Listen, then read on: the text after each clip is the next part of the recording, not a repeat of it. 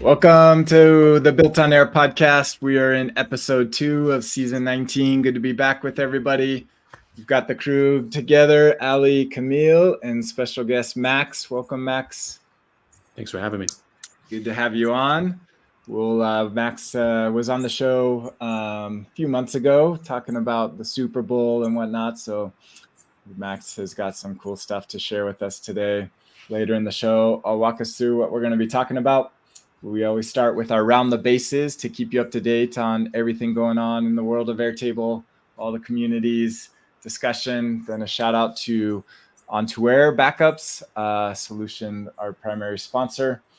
Then Max is going to showcase his base that he built for record labels. And then Ali's going to walk through the new sorting records action within automations. And then a quick shout out to join our community. And then finally, public sharing of interfaces with Camille. Exciting to see all that we've got coming up. But first on our Round the Bases, a couple things to talk about. No new functionality or features. The public share, did we talk about that on the show or was that this week? No, it's not a new update. I think it happened while we were on break. Okay. Yeah. I noticed it briefly, really quickly under one account as I was doing something, and I was like, wait a second, and then I never went back to it. So I'm excited to see Camille dig into it. Yeah. Okay. And I don't think it's live for everyone yet. I think it's still being rolled out. Is that correct? I think. It might be, and I know it's not available on the free plan, so. That makes sense. Okay. So that might be something new. I think people started to notice it recently.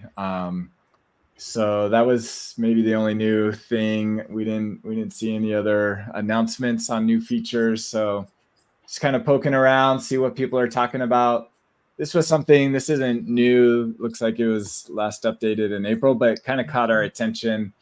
If you're an enterprise user, they have an Ask an Expert. And I think it's with internal Airtable staff, but something to highlight if you're an enterprise user. They do have this Ask an Expert. You can sign up for a session and be able to ask them just general questions, not like emergency type stuff, but something of interest. I'd be curious to hear if people that use this, what the feedback is.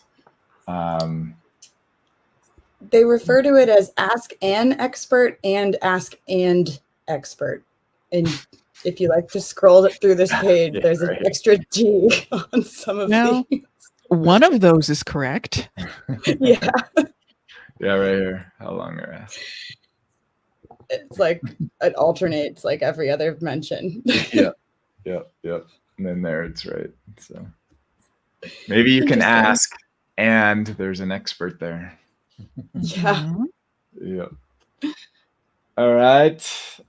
Here's a good thread on X. I always like to see people building in real life. Here's a couple just tweets of going through how to build a fantasy story using OpenAI assistant in Airtable.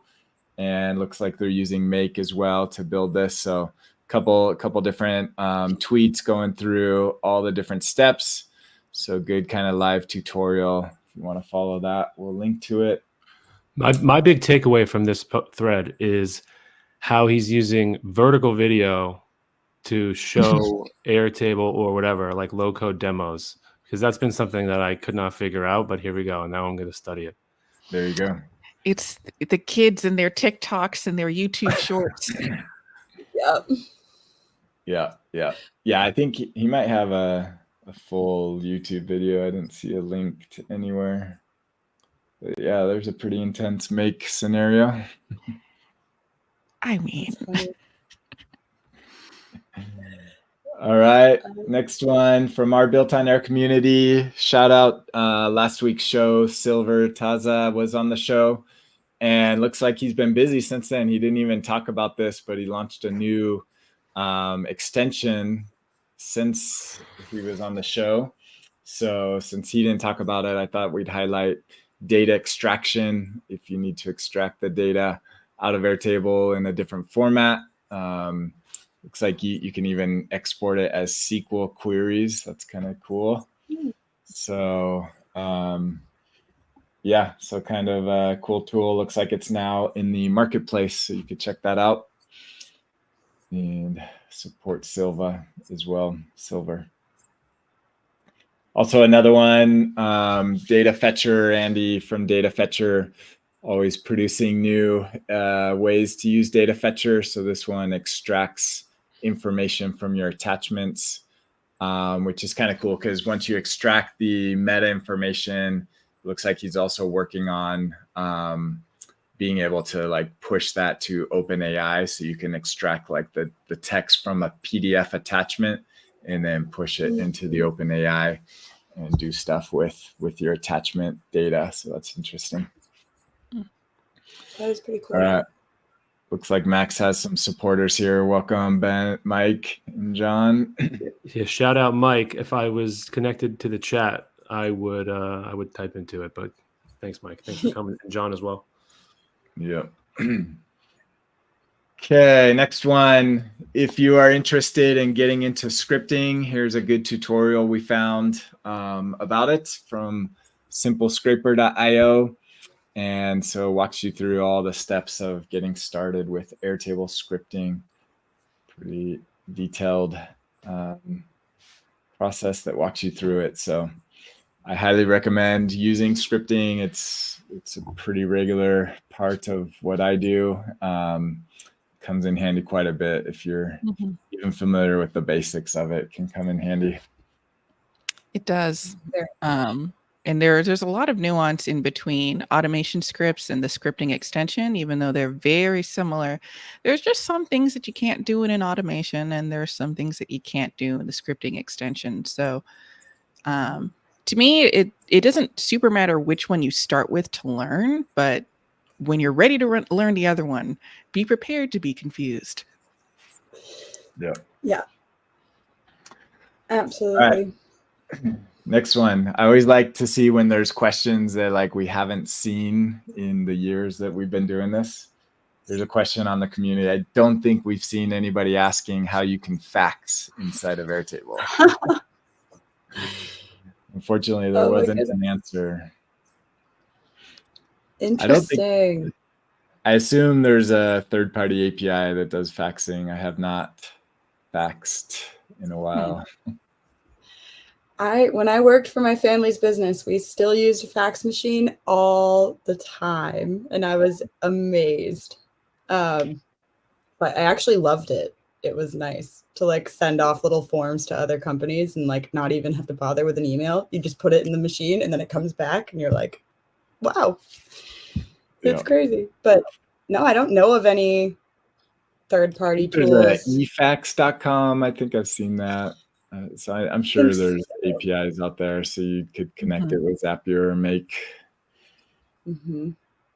So that would probably be the answer, Jacob. If you're watching, you definitely can't do it directly from Airtable. That'd be funny if they added an automation for faxing.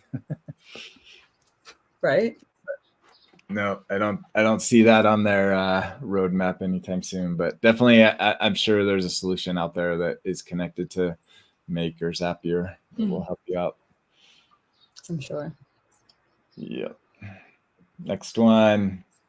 Okay, always talking about competitors. I don't know if you guys saw Slack is like moving into the world of project management, and looks kind of similar to Airtable. Got some similarities there. It looks like you can group by and some kind of table format. I haven't played with it yet. It feels like Notion to me. It just looks a little closer to the way Notion kind of designs their UI a little bit. Where in Slack would this go?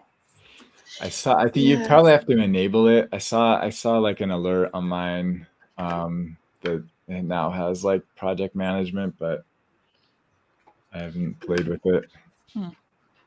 I don't know if I want to do my project management in Slack. Yeah. I'm I haven't played with it either. It's under more if you're like on your like home screen. There's 3 little dots and you can go to more. Oh, they have automations too. I didn't know that. Crazy. Feels like Asana a little bit, because Yeah. Asana has like the threaded chat conversations for the projects and tasks. So now Slack, which is the king of the threaded conversations, now has the projects and the tasks. Yeah, it's Can you interesting. comment on them? Like, can you like have conversations related to a task? I would assume so. Yeah. Hmm. Gotta be. It's interesting with Interesting. Slack being owned by Salesforce. I wonder if Salesforce is basically using Slack to become like their project management solution. That would be interesting. I don't know. I like Slack for quick communication. Yeah. I The can't thing see that's hard myself about using. Slack is like just finding like where was that mention of, and so that's why I would be hesitant to put more data into Slack. And things, well, I guess it depends on what plan you're on, but like conversations expire after a certain amount of time. And I'm wondering, what are the limitations on the project management front? Like, do records expire depending on what plan you're on? Because that's not great. No. Yeah, I don't know how they handle that. Okay, next one. This was pretty interesting. We saw this on X, but went to the article here. So this pin company analyzes kind of, like you've heard of like the PayPal mafia of all the founders that have come out of the original PayPal group. They track companies that and the employees that leave and go start new companies. So I never knew about the Airtable mafia, but it looks like they're tracking all the people that used to work at Airtable and have left to start other companies. None that I was familiar with, but still early. So kind of interesting to think about the Airtable mafia. Going back to Salesforce, John asks, curious who Salesforce will buy in the no-code, low-code space. Maybe they'll buy Airtable. Possibly. They're a big investor already in Airtable, so they're already vested in Airtable success. What's Airtable built out of? Is it Salesforce? Did I make that up? No, it's not built. I think is it Red Hat? I want to say it's okay. It's some big. I believe it starts with. I think it's Red Hat. Yeah, for the database, I think they said all their databases were MySQL databases. That feels right. Yeah, and so they probably have. If every base is its own MySQL database, they've got to have so many MySQL instances running. Just kind of crazy. Now, do we want Salesforce to buy Airtable? No. No. No, we do not. Yeah. Hopefully Airtable has enough legs to go public and stay independent. So, all right, next one. Shane says no. No. Yeah, Shane says no. Okay, next one. Airtable AI, just talking about, looks like July 15th is the date where AI will be turned on for team and free plan workspaces. So then workspace owners can disable or enable AI through the workspace settings. So, so has team not had AI? You had to request it to this point? I think so. Gotcha. So what I'm not clear on is if it's turned on automatically. I mean, obviously not for the free plan, but would they like that $6 extra a seat a month? Is that still a thing, or are they waiving that? For the free? I wonder if they give you just a few tokens. And what about for team? Like, would they? Like, there's nothing on here about how this will affect billing.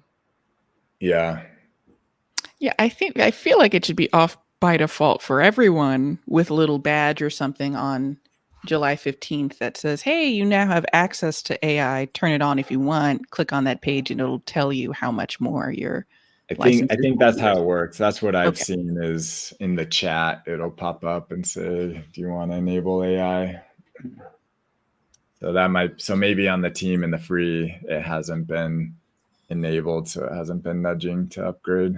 Okay, because I'm reading Airtable AI will remain turned off by default for business and enterprise scale. And I was reading that as like, the reverse being true for free and team because they weren't included. Yeah. But the full sentence talks about it being enabled at the admin panel level, because if you want no AI for your organization, you could turn it off globally. That's not a thing for teams and free. So maybe it is off by default at the workspace level for those two plans, and you could turn it on. That would be my preference, just because there's presumably an added cost. Yeah. Right. Yeah, for sure. Interesting. All right, moving on to Facebook community. This is one about maps and trying to find a solution for determining a radius around a point from a data point in Airtable. Kind of trying to find something like this, like a Venn diagram. Let's see here if there's an answer.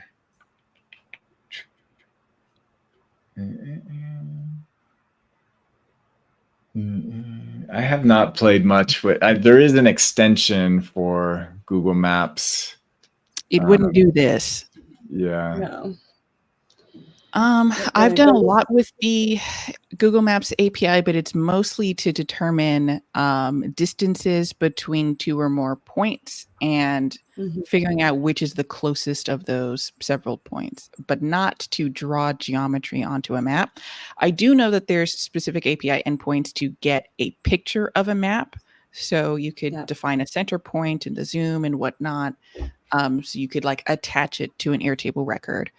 I'm unsure of exactly what you would need to do in order to add the markers and the geometry around it. I'm pretty sure you could do it. I have no idea how, but I think that's all possible within the API. And then it would be something like you set up an automation if you want to stay in Airtable and not use Make or something. Set up an automation to trigger whenever it needs to pass certain information about your record to the API. It does whatever it needs to do, and then it would like output an image. Hopefully the image is a URL, because that's what you need to pass into an Airtable attachment field. If not, then I don't know what you do with that output, but that I think is the general workflow. Yeah. Yeah. I had an image just to the image point. I can't remember what the app was called. I think it was called ShipStation, and it was giving me back a PDF of a shipping label, but it was in base 64 encoded. Like it wasn't the actual URL. I needed to and I couldn't, it was too long to put that string into a field because it surpassed the character limit. So I needed to find another app that I could send that string to the API and get back a URL. And it was just a total mess, but it worked using BuiltOnAir. That was a good one. So cool. But I'm sure you could do it. Yeah. That's an interesting one. Yeah. So that's an interesting use case. One more from the Facebook community. Just a good reminder, can you confirm if data is hosted in the US? Some people said it is, but then Josh clarifies you can get it in Europe. So I know they do have European servers now. So I think those are the only two I've heard of. I don't know if they host anywhere else. Yeah, I haven't heard of any other data centers. Yeah. Yeah. So, all right, one more. Let's end with Chris Dancy, friend of the show. He's highlighting a client that he worked with. They needed a site registration system and video within 6 hours. And he says he did it all with Airtable AI to pull it off. So pretty cool. And on that note, a final reminder, I believe 1 week left for signing up with the early bird discount to Daretable. So price of $450 before it goes up.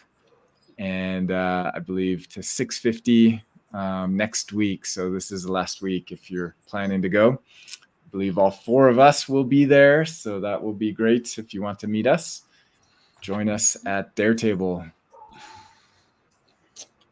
We're all going to be crashing on Max's floor. He already invited everybody. Any listener to BuiltOnAir? Let's go. See, and we thought we would have to crash a Julian post, but no, Max, you volunteered first. That works. Awesome. That concludes our Around the Bases and keeping you up to date. Next, if you are running your business in Airtable, best practice is to make sure your data is backed up, stored externally outside of Airtable. And that's where OnToAir comes in. We help back up your data, your attachments, also your meta schema information into Box, Dropbox, or Google Drive, and make sure your information is secure there. Like I mentioned last week, restore functionality is in Q&A and coming out in the coming weeks. So excited for that. Sneak peek there. So if you need backups, use code BuiltOnAir for a discount. Sign up on ontoair.com. With that, Max, if you want to share your screen and tell us a little bit about yourself, a reminder of who you are, kind of what you do, and then we can jump into your base. All right. Okay, so I come from the music business. I still work in the music business. And around 2019, 2020, I decided to look for alternatives to the types of systems that we in the business were accustomed to using. And the music business is more data intensive than even insiders think it is. And it's also, in my experience, the most deadline intensive industry ever. Because they have new batches of deadlines every Friday, and all week you're just working towards those, and you have to have some time left over to market the kind of existing releases that are out, and it becomes quite chaotic. So a properly structured database system is absolutely crucial. I set out to figure out what the solution was. Very quickly, I found Ben Green on YouTube.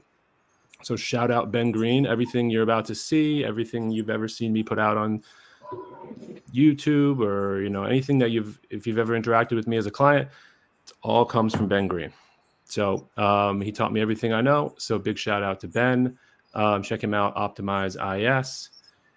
And let's just get right into this demo. So if you followed me on LinkedIn, you've seen that there's I've been basically trying to educate anybody who will listen about an alternative to using spreadsheets to run their record label. And the only way that I know how to do that is by creating videos, because Airtable, or just like databases in general, can't really be explained, I don't think, in words or spoken word. They needed to be kind of demonstrated. So I started this YouTube series, and we're in the 5th episode. And what you're seeing here is essentially a somewhat finished product of those 5 episodes. I expect there will be future episodes to come where we'll build other tools, but we're basically creating the relationships between artists and labels and releases and budgets. And if you go down the line here, right? Just a quick tour of the data layer here. Now we're going to automations. There's a handful of automations that you're going to see play out in the demo, and then I even have a couple record templates that you're going to see demonstrated as well. So let's get right into the interface. And if you're a client of mine, this is more or less generally the type of thing that's how your Airtable looks. So you're going to have your main section here where you can keep your release schedule and you can keep your artists. Now, in the music business, it's very important that we look at releases in a cluster of weeks. So if it's being released between Monday and Friday, this week, for instance, it's all considered part of like this cluster. So in order to do that, we had to have a formula. I'll show it to you in the releases table. Let me find it real quick. It's called week, I believe, which basically says, take the release date and tell me what week it's part of using the Saturday to Friday as the week, which is not the standard way that the week number operator does it for you. So with that, you're able to then use Airtable's hierarchy and establish this list view with the weeks in a separate kind of, call it parent table. Each of these releases has a detail screen. Let me try to find one that's a little bit more conducive. I think this one might be it. And we have top line information about each release, what artist is putting it out, the title, the dates, the format, the status of the release, etc., who the responsible players are in the company, which is all lookups or roll-ups from linked records. And then we have basically, all of the, call it the release data, like what tracks are part of this album. We'll get to the clearance process progress bar in a second. Budget is a system we're going to go through. So what you're looking at is, senior management will set budgets for marketing A&R. A&R are like the people in the music industry who discover the new talent, they sign the artists, and then they help those artists release the best music possible. And then, digital for digital marketing, and then total, right? So somewhere else in the base, a director level person will set these budgets for the project. And then people in the company, whatever role they serve, will add budget line items as needed to the extent that they're spending money on out-of-home advertising or digital advertising or producer fees or studio time. They just put it in the same way they would in their spreadsheet, but they put it into Airtable, and it allows, based on the fact that it's structured properly, the information to get rolled up to compare directly against marketing budget. Now, you might think if you're in another industry that this is kind of, I don't know, table stakes, but you'd be surprised. Like the music industry is, if you work inside a company that's part of a major label, there's a lot of red tape and there is a lot of opportunity for this type of simple data and information to get lost behind one or two or three layers of kind of teamwork. And the fact that you're able to have it displayed for you in an interface is, I think, really valuable, because you can say to yourself, well, I have this very timely marketing campaign or idea that I want to execute. Do I even have the budget to do so? Normally, it might take 24, 48 hours to get the information. Here you are, you've got it kind of at your fingertips that the answer is yes. You do have the information to choose to go run it. So we'll get to how these budget line items get added in a minute. We'll also get to how the tracks and the clearance progress gets added. But this is just another alternative way to display that information. Artists, this is like your roster list, utilizing a list view with tabs. So if you wanted to sort your roster by all hip hop artists, you could do so. If you wanted to say hip hop only in the USA, you can do that as well. This becomes super easy and valuable versus having to open up another Google Sheet. You click in, you've got your detail screen for your artist. Mission statement is a long text field. Working documents are PDFs. You can add team members here quickly if you want. So now we've got a second product manager here, a third product manager, Felicia Cook, and you can say that information adjusts on the list view as well. Okay. Streaming is the streaming department are the people who liaise with like Spotify or Apple Music or YouTube or things like that. And if you run the department, every single week you have to take the releases that are part of that cluster, come up with something, engaging about that release and the artist to get the attention of the editorial people at these companies so that they will feel compelled to put your song when it comes out into any number of playlists. And some of these playlists can make or break artists. So it's a very important role within a record label. And prior to Airtable, I've never really seen somebody accomplish that goal, right? Sending their pitch, call it emails, or interacting with pitch portals or something like that, programmatically. It's very manual. It's very laborious. It's very time consuming. And if you're the head of the department with 25 years experience, you're not too thrilled every week about having to kind of spend the entire day sometimes just organizing the data. So we did it for them. So if you're the kind of like mid-level manager level person, this is what you've got. The same set of releases clustered in a record review screen. So here are the 6 releases. You come in here and you can put the information that matters to you. You can write the pitch. And most importantly, because we're kind of like able to roll up information through the artist table from releases and then back to this release, we're able to see all of the pitches that were sent in the past for any song or project by the same artist. So here's an example of past pitch summary. Let's go down and see if we can get it. This one doesn't have it. This one doesn't have it. Here we go. Alfred Stark. We've released 4 projects for this person already. And if you're crafting this pitch and you're typing it in, now at your fingertips, you can say, well, what did I say in February when we put out the single, or in whatever, November? You can see them all in order directly below you. And that's super valuable for this type of role. Now, if you're the director level person, you can come in here and create like a pitch message. And we're going to do it here live. So we're going to say, we're going to send a DSP pitch email today. And I'm going to create it. You hit create. Now there's an automation that runs in the background that says, go find to tell me what week cluster this date is. So the date of this email is.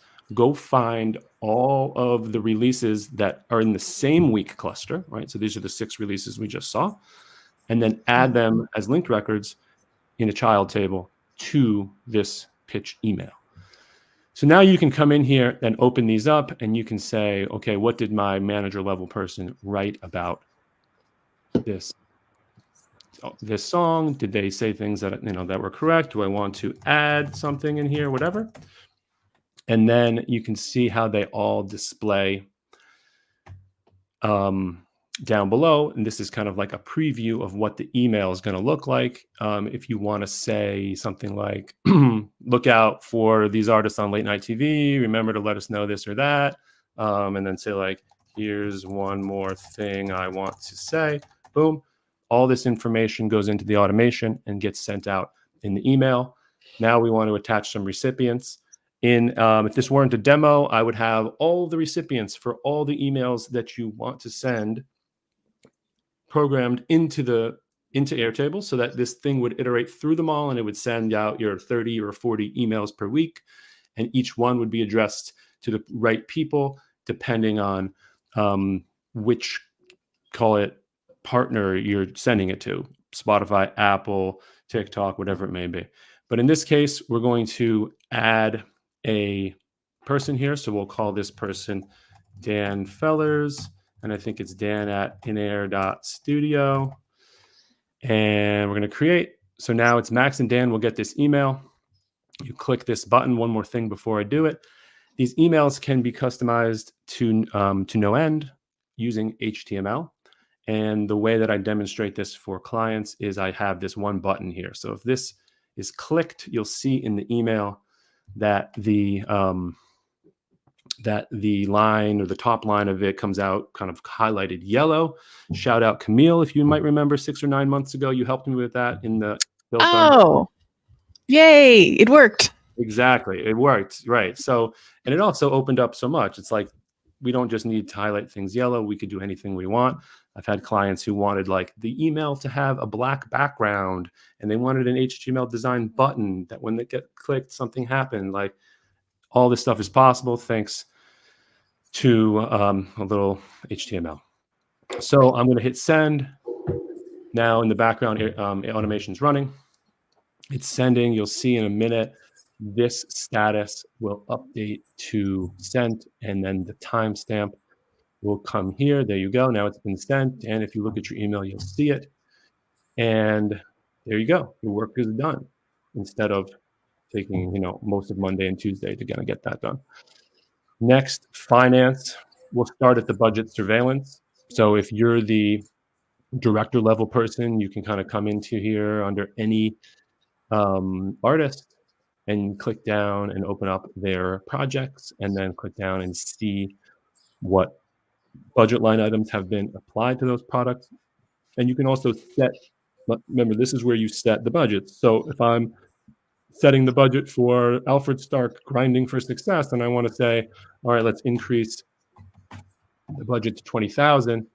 Then if you were to come back into the releases, Alfred Stark Grinding for Success, you now see that the marketing budget's 20, and this is what the whole company sees without having to communicate, text, meet, Slack, any of that stuff.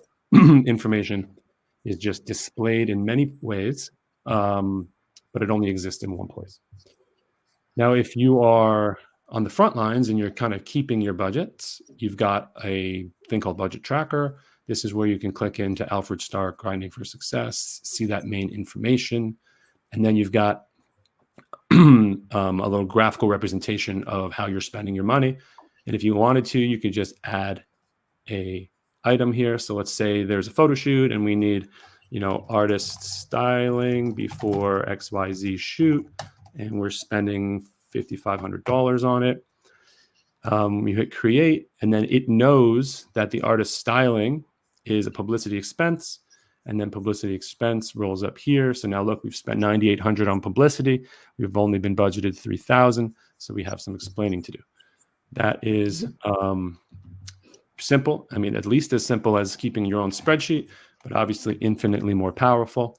And then before I get to what I think is the best feature of all of this, I just want to just breeze by the dashboard screen so you can very easily add as many elements as you want on top of the data that your team is already inputting and display it in a chart, in a graph, or in a pivot table like this, where you're looking at artist expenditures by, in this case, month. And you can very quickly see, who's spending the most, who's spending the least.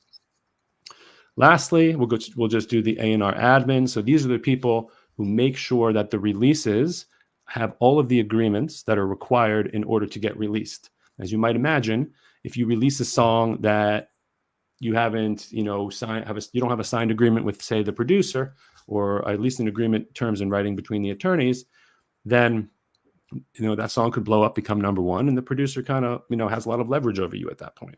So it's very important that there's somebody at the company, project managing the relationship between a project, the tracks, and then if you click into tracks, all of the different roles of people who participated in the creation of that track. In this case, producer, mixer, mastering, main artist. You can add co-writer if you want. So in this case, we'll add a co-writer, and we'll say that person is Michael Brown, and they're going to get a publishing split of 20%. Now watch this clearance progress bar for a second, right? So it's telling you how much percent of the publishing has been allocated. It says very clearly that we have 20% left. So if I put 20 in here, because we're giving 20 to a songwriter, you'll see that it didn't work, and that's okay. I'm going to figure out why it didn't work, but that would go to 100. You'd be able to manage the clearance status to say where you are. Oh, I'm sorry. This was where I was looking, total pub split. So let's make that 40. And now you see it says, boom, 100. The clearance progress is based on where your agreements are. So if I say that's fully executed, now the two agreements that require execution or signature have been fully executed, and therefore we can feel comfortable that we're ready to go. This label copy piece is very important. It tells you, or tells anybody who wants to license your song in the future, where they have to go to get all the rights from the people who are part of the track. And this piece of information here is stored at the contact level. And then this piece of information over here is stored at the roles level. And if I were to say that all of a sudden Jason Ford gets 5%, well, that's not going to be a good one. Let's take this away. If I say that this co-writer no longer exists, you see it kind of comes out. So to the extent that you have publishing on the record, you show up in the label copy, and someone can come here and copy and paste this real quick. I want to show you how to add a sample. So songs sample other songs all the time. I'm going to click a button. It's going to happen for us as part of the demo. Of course, you might have to do this manually in the future. But now all of a sudden, this record is sampling a very famous song called Amen Brother by the Winstons. And there are 3 stakeholders of that sample. There's a master rights owner, that's the label. Then there's 2 people who wrote the song who are different publishers. It tells you how much you paid, the royalty, the publishing split, and you also have your own little mini project management tool for this specific thing. And if you adjust this publishing, it rolls up to the total publishing. So you can see somewhere there's something wrong because you can only allocate 100% of the publishing, and we're over. Total cost, you can see very clearly to put out this song was $55,000. And you can very easily manage toward your budget that way. So there's another couple tools in here. I'm going to leave it there, but you can see already, even if you don't understand the music business all that well, it's tremendously data intensive. And without the proper systems, all of this stuff can get lost. And the way that it manifests itself currently inside of large organizations is a lot of text threads, a lot of Slack, a lot of internal email, a lot of they call breakout meetings. And these types of things become super bothersome. And in my opinion, at least my experience, this had been considered a cost of doing business in the industry because it's obviously a desirable, fun place to be. And so what if it's chaotic? We're just going to have to deal with it.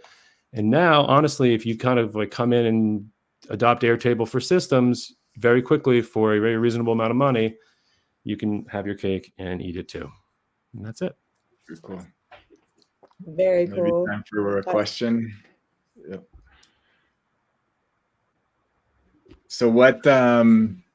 So there really isn't like an industry specific solution that people use for this? No, absolutely not. That's crazy. No. And I'll tell you why. So there are people who have taken the SaaS product angle on all this stuff, and they're like, oh, this is like your record label management system, and it helps you create ticket requests, and it helps you all these things. They're trying to sell to people who have been in the business for 25 years. And these people have their own way that they do their business. And if you come in as like a SaaS product, you're like, okay, well, we can't do it that way. All you need to do is just change the way you do things and it'll be fine. And they'll never do it. And it just feels like if your company adopts the system, they're just forcing it down your throat. Instead of, in this case, I've built half a dozen ticket request systems for clients. Now, these are people who need to track who they're buying tickets for to bring partners out to shows for their artists. Every single one of those tools is different, but they all accomplish the same thing. And because we're using Airtable, we're allowed to customize it infinitely and indefinitely. Cool. So if you're a record label, where can people find you, Max? Sure. So the website is relational.co. So relational with no A at the end, relational.co,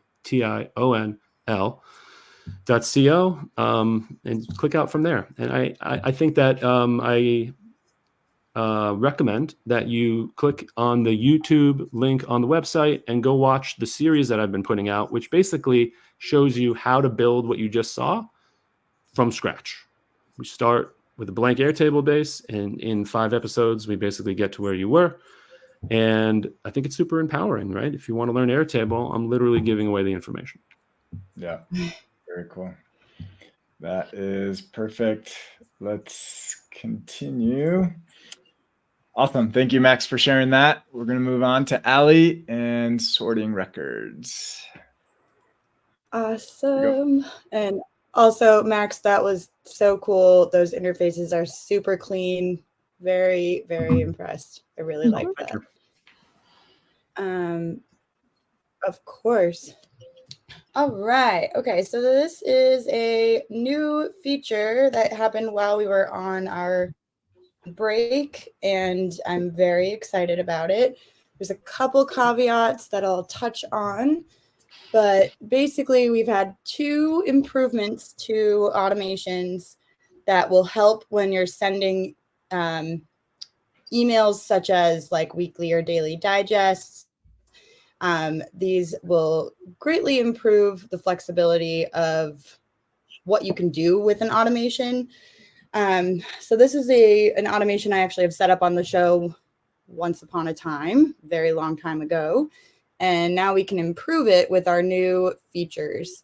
So this database is basically a list of vehicles that are owned by a company.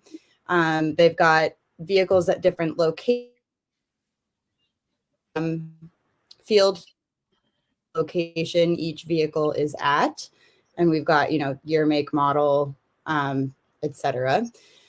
And then each one of these locations is linked up to what we've called an audit group. So if you're in the K Burr audit group, you're going to get the locations of, let me unhide this field. Well, it's being very slow, but it will have 2 locations underneath it. And so I want to be able to, on a weekly basis, for example, go loop through this list of audit sets and send an email for all of the vehicles that are linked to either one of these locations here.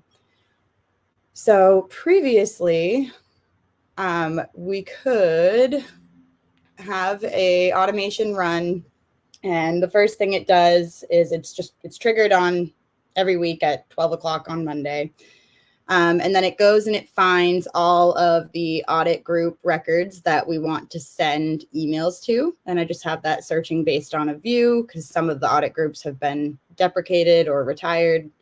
And so it's basically like, okay, where's the list of all the emails we need to send emails to for this week?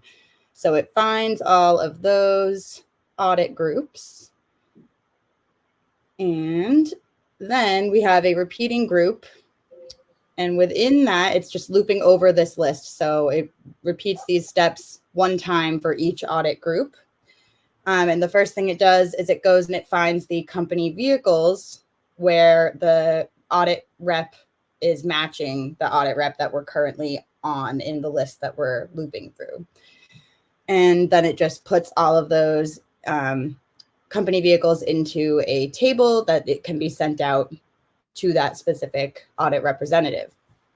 Now, the downsides with how this works is that previously we had a maximum record limit of 100. This box was not even there. You could only find 100 records at a time. So if we had more than 100 vehicles, then we're kind of out of luck. We wouldn't be able to send every single vehicle on that list. So the first improvement is that we can now increase this to up to 1,000 records that can be found, which is wonderful. I highly doubt we're going to have 1,000 vehicles at a location, but who knows? There could be, big companies out there that have got a lot of vehicles they need to track. And so now we can find up to 1,000. And that is wonderful. Let me run this test really quickly and we can just look at the preview. And when we look at the preview, we will notice one thing that has been a sore spot since this was actually a release. It's moving really, really slow for me right now. But the thing that's missing is that there was no way to sort the records that you find when you're using the based on a condition search function. If you're using based on a view, which is the other option here, the upsides to that are that you will retain the sorting and the grouping. If you want to retain the grouping, you can, of the view that you're looking for. However, in this scenario, we want to, we don't want to look at one view every time we run this loop. We need to conditionally find the correct vehicles because we're looping through a list of different representatives and we need to find the vehicles specific to that representative. So we couldn't use based on a view. We have to use based on a condition. And unfortunately, when it finds those records and puts them into this grid here, it just kind of goes with whatever order, I believe it's whatever order the records were actually created in. So if you notice here, these stock numbers, we've got 196, then 310, then 193, 308. There's just no rhyme or reason to the order in which they appear. And that can be really frustrating for the people that are getting this email. It's not easy to follow. We want to be able to have that sorted in whatever way we want it to be sorted. And then it'll look a lot easier for the recipient.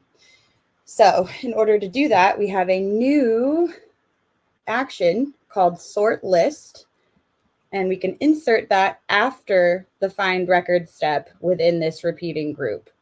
And it has to be after the find record step because it requires the result from a find record step to be able to run. So I can select my input list, and I'm going to go with our find record step from within this repeating group. So it's the result from this step here. And I'm going to click use as list. And now here are our options. We can define a sort order. So I'm going to go with ascending. We could do, A to Z or Z to A. And then we can select one or more sort fields. So for my email here, I want to sort first by the location because there might be, interesting. I haven't actually played with this a ton. So that you can only use certain field types. You can't use lookups, and I don't believe you can use linked record fields either. Maybe you can actually. Let's go with that. Nope, you can't. So one caveat there, you have to use certain field types in order to sort. But that's okay for the sake of time. I'm going to just go with the stock number because I'd say that's probably the most important field. But if we did want to sort by multiple fields, you just need to keep in mind that what you're sorting by is all going to go in ascending order. So you couldn't sort by one field in a descending order and then by a second field in an ascending order. It's all going to be in the same direction.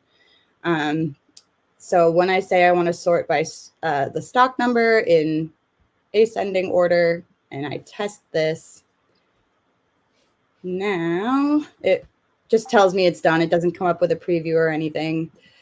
So the only thing I need to do now is switch out this token in my email step. And this is actually, I was very pleasantly surprised by how easy this was. If you go to edit that token, you can see right now it's still coming from the find record step, but I want to switch that so that it's coming from the sort list step, because if I leave it at find records, I'm not actually using the output from my sort list at all. So if I flip this to sort list and I want to continue inserting it as a grid, this is what I was pleasantly surprised about. It still has all the right fields checked off. Like it knows that I had already turned those on and I don't need to go back and rebuild the fields that I've chosen here. And then I can just say update and look at the preview. And then we'll see that all of our stock numbers are nicely sorted in ascending order, with the lowest at the top and the highest at the bottom, which is super exciting. Another thing to note that is a bit of a caveat is because it requires the input of a find record steps output to run. If you wanted to say get the top 100 of any list, for example, sort all of your records and give me the top 100. That's not going to be possible because you can only find up to 1,000 records. So if you have more than 1,000 records, you need to find those 1,000 and it'll only sort those 1,000. So you can't sort beforehand, if that makes sense. But still very excited about this. It's going to be really helpful for formatting these emails in a nice, legible manner. Yep. Awesome. Thank you for sharing that. It's one of the half a dozen things that you scratch your head and you're like, why doesn't Airtable do this?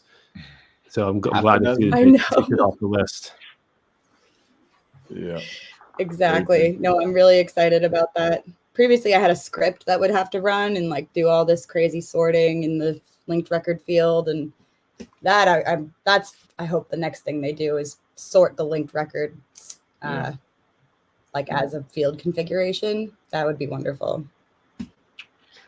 Cool. Thank you, Ali, for sharing that. Very useful tool. Quick shout out, join our community. Amazing people in our community. Thousands of Airtable fans and users are all there congregating. So join us, builtonair.com/join. And let's finish with Camille and public sharing of interfaces. Hello. This is one of those features I think that was released while we were on break. It is the ability to share a specific interface page publicly. This doesn't share a whole interface group.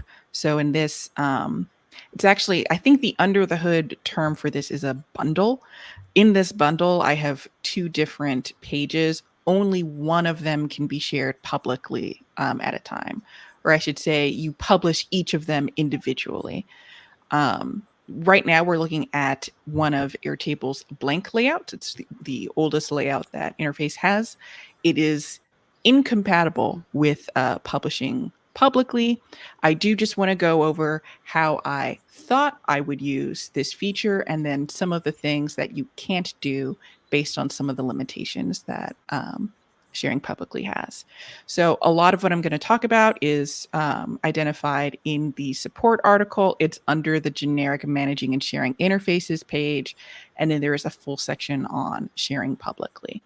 But what I thought I was going to do was have the two different like halves of my personality that, more information on this page, but then being able to click into one of two halves of the stuff that I do, click into low code engineer, ignoring this comment section that I forgot to turn off, but I would be able to have like a mini resume up at the top, and then underneath the different, under low code engineer, I offer two different services, and then being able to click on that and see the projects that I want to demonstrate for each of those.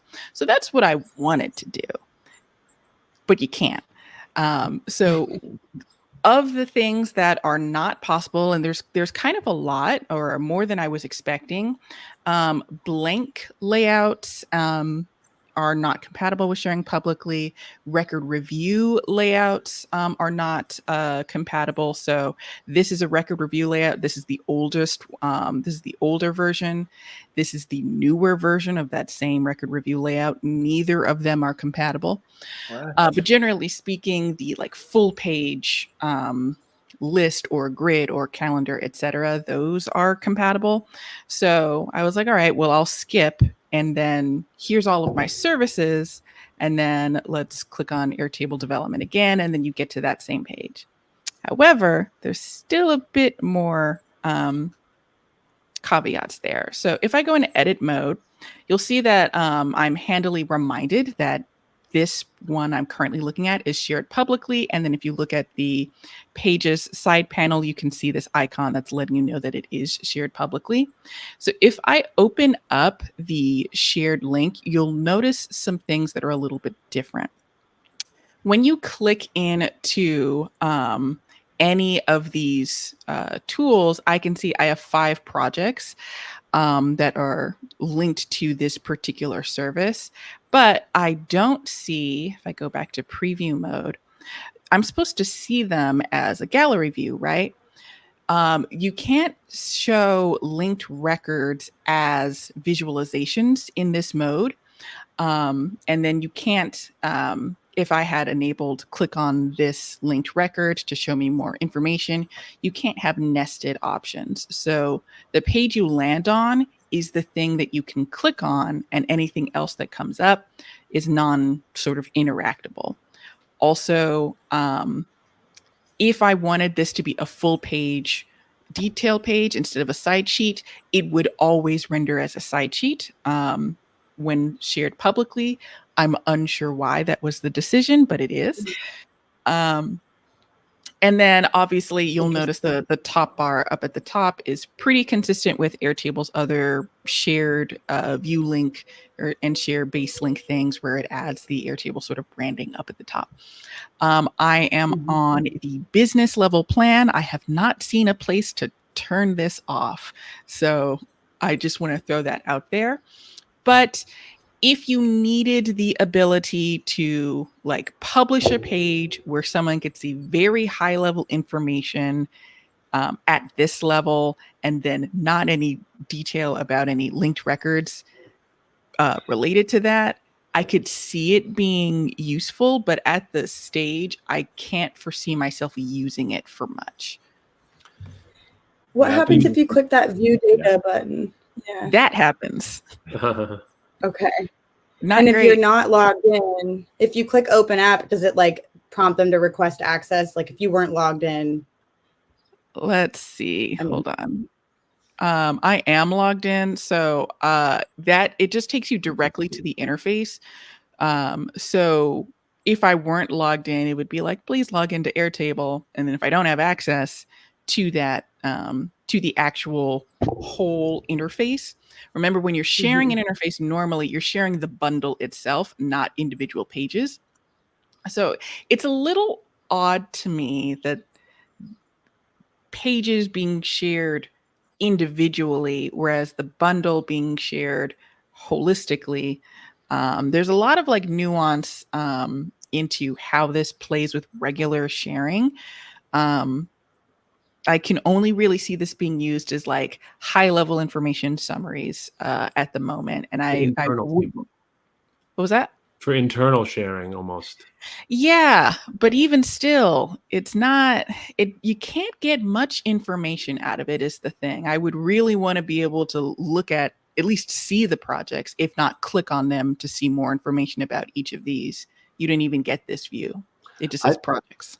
I think that if they're going to continue on trying to maximize for licensing sales, then they're going to keep it the way it is. Because this is like, oh, I'm going to share it with someone at my company who doesn't have a license to Airtable yet. And then they're going to get that button and it's going to say, oh, just contact somebody to get a license to Airtable. But if they're going to go after like the Notion market and say, hey, I don't want Notion to compete with us. I don't want anybody using Notion. We're going to provide everything we currently do, plus everything that they do. Then they'll do it the way you do. You want it, and I want it also. And I hope they go that way, but I don't know if they will. I completely agree. They don't necessarily want people to use this feature to circumvent having a license for Airtable. And it should go without saying this is non-editable. So if this were a grid instead of a gallery, and I had turned on being able to edit records in line, you wouldn't be able to do that on the publicly shared version. My question, Camille, when you share, I played around a little bit. There was an option in the settings to allow to click back to the app. Is that what you saw where the view data? So if you go to the share public and then that cogs icon, allow user to navigate to the full app. Okay. Is that what allowed the button to show up? Let's see. I'll do a hard refresh. I couldn't figure out what that did, so I'm guessing. This action is only. Why put the button there? Why show me this at all? Airtable. Yeah, that's so silly. And what I've seen most people wanting for is the ability to embed one of the dashboard pages on a website. Like that's like what I think people would go crazy over. I didn't see any options to embed. Well, there is. If you share publicly, and then if you go sorry, it's this thing down here. Now, is the dashboard layout compatible? I forgot, but it's listed in the help article. So I'll leave that to the viewers to discover for themselves. Hopefully, yeah. Because that would be exciting. I would be happy with that. If you've got a dashboard that you just want to show people charts and numbers, I mean, that could look nice. Yeah, I would hope that on their roadmap is be able to share a group. Never mind. Sorry, it's not. It's not. Wow. Okay. Interesting. All right. Thank you, Camille, for sharing that. I think there is definitely more to come. I would hope so. So this is a first step in that direction. I think there's some cool use cases that they could get to, but still early in the game there. So, well, that concludes today's show. Thank you for joining us. Hope you can join us next week on episode 3, and we will see you then. Take care, everybody. Bye. Thank you. Thank you.